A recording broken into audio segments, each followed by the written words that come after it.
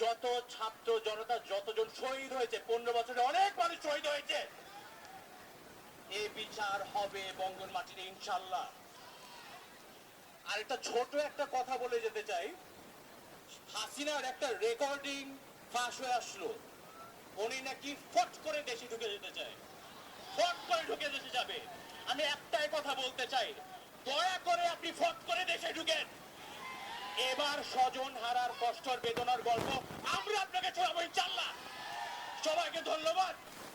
গোড়াই এই ফ্যাসিবাদী বিরোধী আন্দোলন করতে গিয়ে দু চোখে গুলিবিদ্ধ হয়ে দীর্ঘদিন ঢাকা মেডিকেল হসপিটালে চিকিৎসাধীন অবস্থায় ছিল। এখন কথা বলতে পারে না, দাঁড়িয়ে থাকতে পারে না।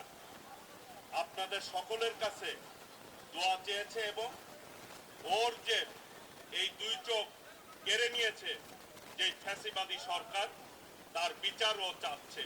ও ঠিকভাবে কথা বলতে পারছে না। ওর মা এইখানে উপস্থিত রয়েছেন।